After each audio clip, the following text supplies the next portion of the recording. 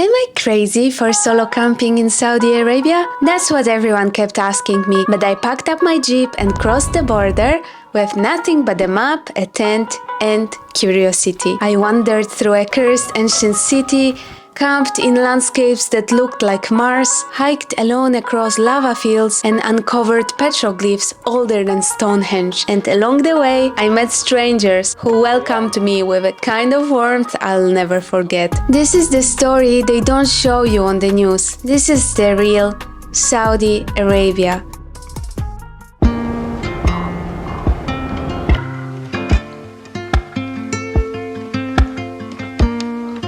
Hello guys, welcome back to Missions Off-Road channel. I am so happy you are here again.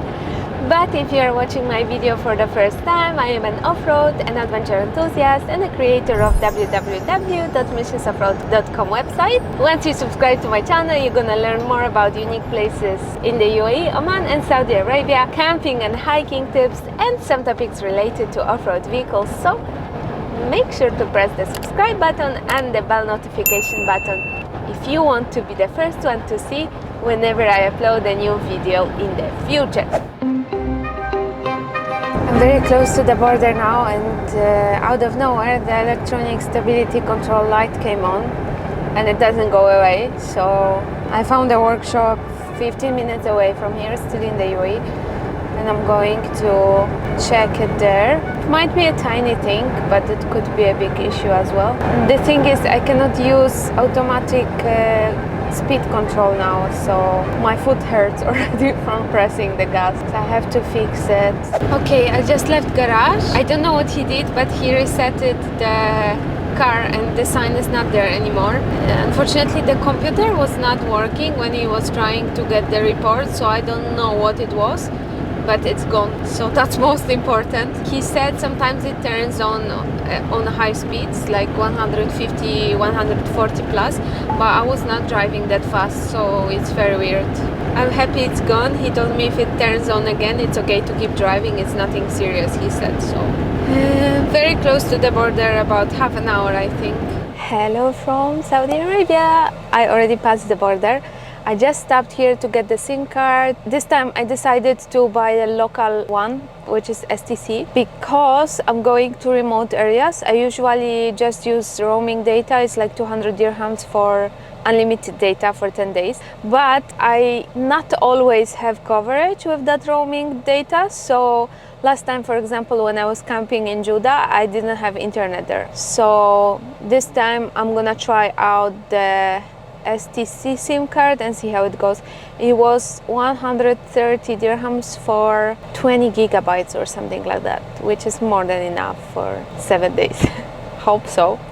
Anyways, I'll be continuing driving now towards Hofuf. I'm not taking the new highway because I'm going to see my friend just to say hello in Hofuf area, and I want to pass him some sweets from Poland, and then from there I will go to Riyadh the old way. So I should actually reach Riyadh around 7 p.m. I think. Anyway, so happy to be here. It's always a great feeling. See you soon. This is Saudi, guys. My friend knew I am coming to Saudi and I just got this message. Good afternoon, Ivona. We have a gift for you sent by one of our customers. This was the sender message to you. Good luck. Unlimited in QuickNet. Finally, I'm starting seeing something more than just flat desert. Not that I'm complaining about the landscapes, because they're still beautiful even if it's the desert, but I'm happy to see a bit of rocks.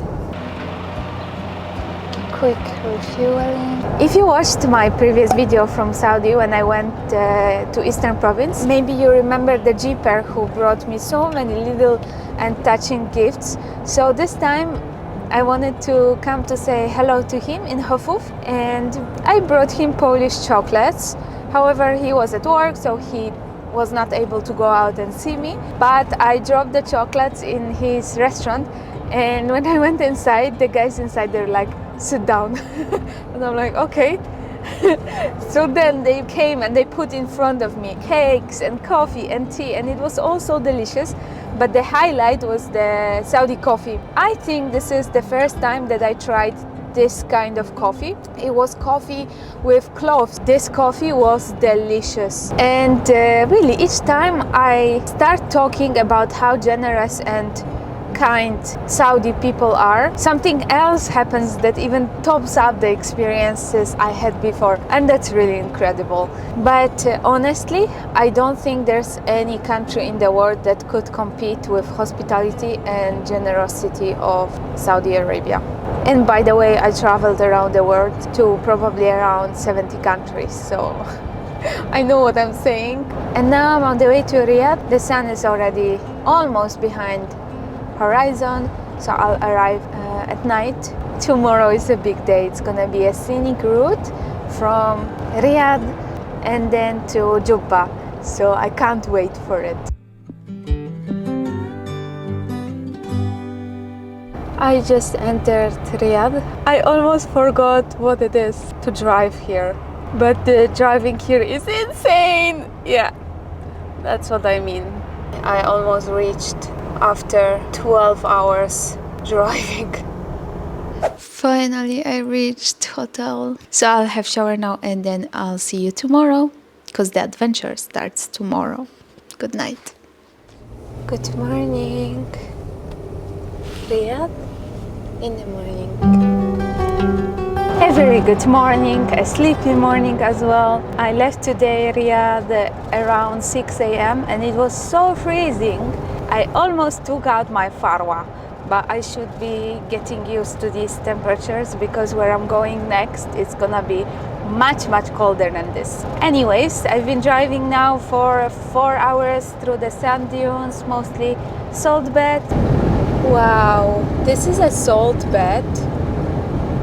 It looks like a lake. So beautiful. It looks like it's covered with snow.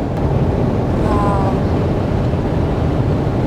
And I will be reaching my first destination that you will love in 2 hours. This place will be mind-blowing, I promise you.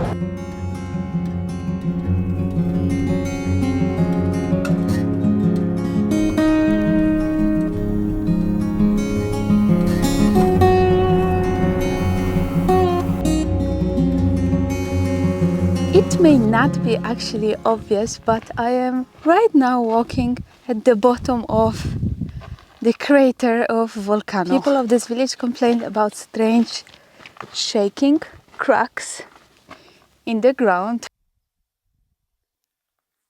only to find out later on that they built the village at the bottom of volcano. The volcano is not active anymore. The lava underground is still moving, hence the buildings were getting destroyed and the ground was shaking. After that, the government built another village nearby in a safe place and moved everyone there. It's a very strange feeling to walk here. It really feels like a science fiction movie or something, knowing that it was abandoned.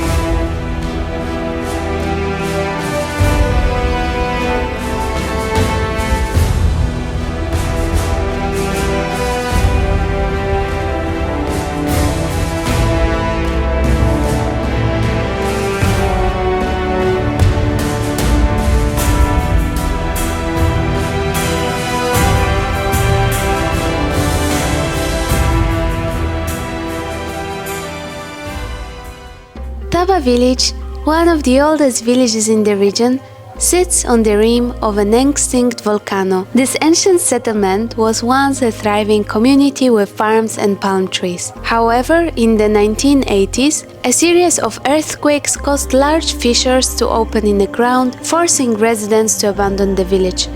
Today, walking through the empty streets, You can see the marks left by nature's power and feel the stillness of a place frozen in time.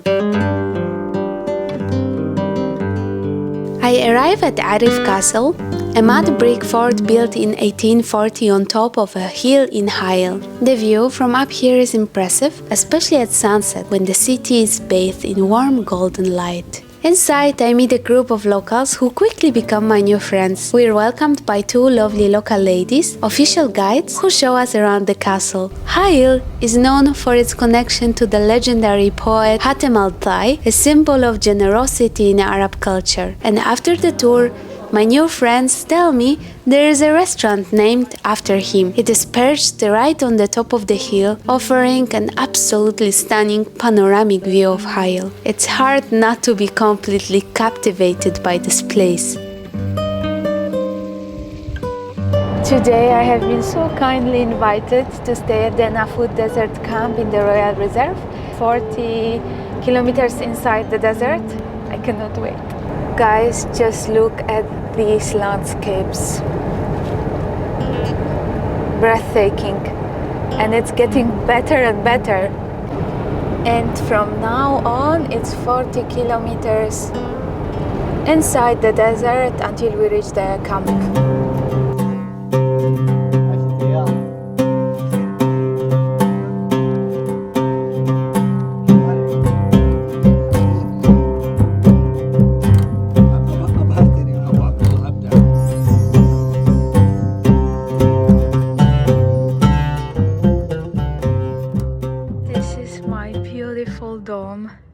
Look at this. I don't want to spoil the surprise, but tomorrow when I open these curtains, you will be blown away. Beautiful bed and those Saudi accents. Let me show you the bathroom as well.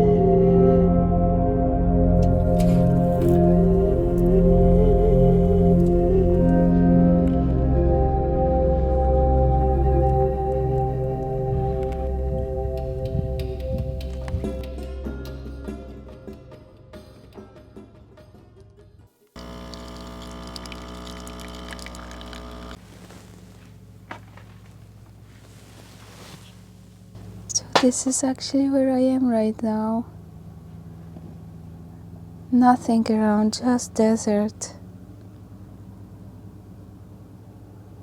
I'm just sitting here and trying to find words to describe how it feels to wake up here in the middle of this breathtaking landscape, surrounded by very high sand dunes, inside the untouched, wild and protected terrain.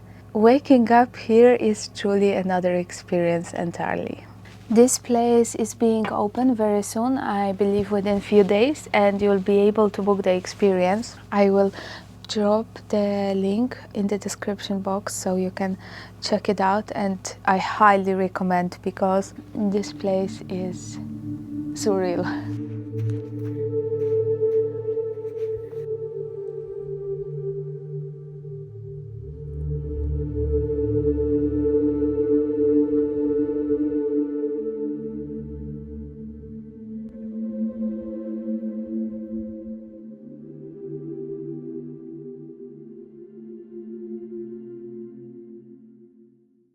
Wow, the stay at this camp, the leaf camp, was so comfortable that it got me too relaxed and too lazy to move.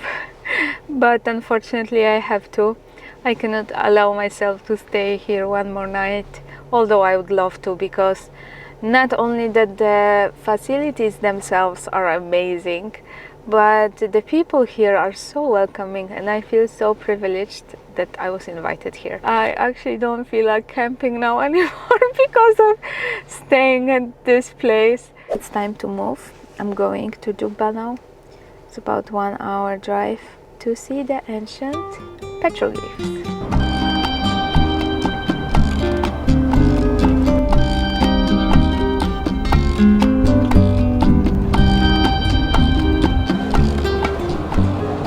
And we are in Jubbah.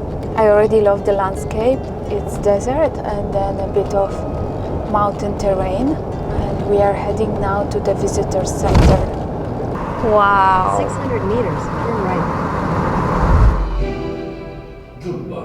وتعود الفنون الصخرية والكتابات القديمة والإسلامية الموجودة في جبة لأربع فترات زمنية، وهي العصر الحجري والعصر المعدني ونقوش كتابية عربية قديمة وكتابات إسلامية. At the visitor center, I get to know that this area is home to some of the oldest petroglyphs in Saudi Arabia, ancient drawings etched by hands thousands of years ago. Stepping outside, I'm immediately drawn to the giant figure known as the king. It's massive, larger than I expected, and its details are surprisingly clear after all these centuries.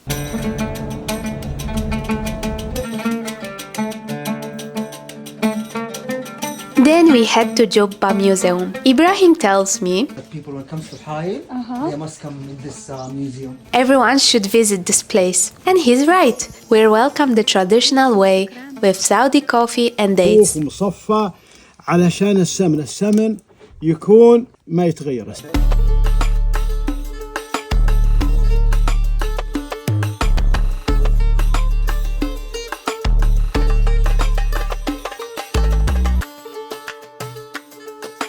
And then we're taken around the museum where they show us how Saudi coffee is made and explain the old way of life here in the region. يعملوا القهوة يعني بصلبة ولا القهوة والشاي بيشعلوا الحطب هنا. طبعا السقف يكون مرتفع. ليش يكون مرتفع؟ علشان الدخان بيروح. بيحطون يعني السقف هذا بو فتحة. ليش؟ عشان الدخان. لما تشوف اللون أسود هذا ليش قالب أسود؟ من الدخان حق النار. اي بعدين بيصلح عشان بس ما تلخبطش. عشان احكي بالانجليزي. ايوه. They use here the firewood to start making the coffee.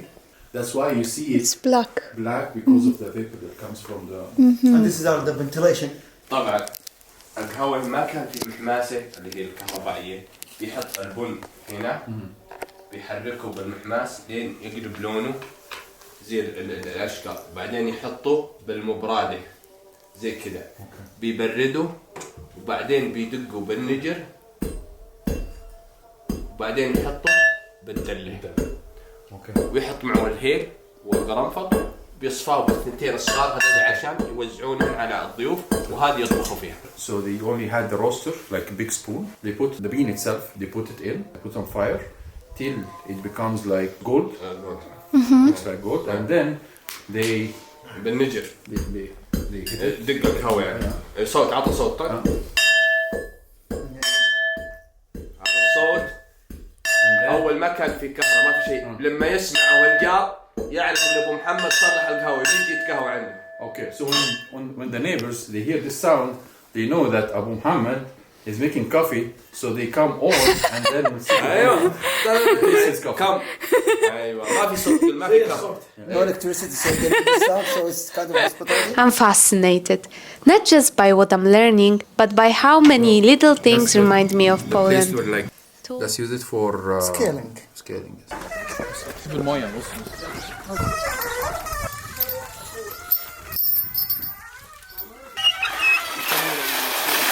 Later on, Abu Hussam, a local tour guide, invites us to his Majlis. It makes me think Hatem al-Tai was known for his generosity, and people here truly carry that spirit. Oh, it's 5 days old.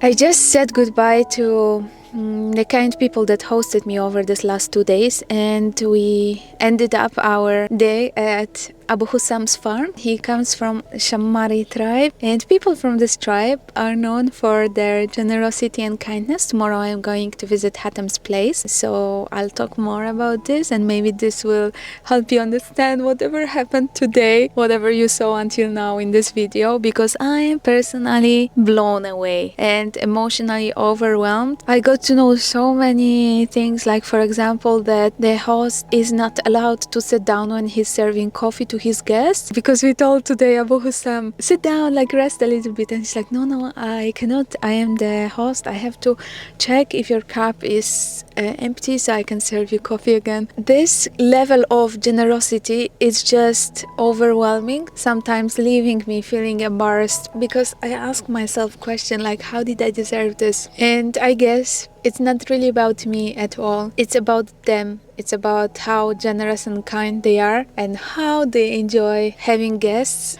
They love their land truly, and they are so happy to show it to others and to share the culture, heritage, and their identity as well. How often do you meet someone for the first time and feel completely at home? In Hail, it seems to happen quite often. They say this ancient city is cursed. This because they believe God doesn't have an image. So I went to find out if it's true. What could possibly go wrong? Freezing nights, It was like 5 degrees. endless desert roads, and getting stuck in the sand. Just to name a few. Episode 2 takes a wild turn. Would you come with me?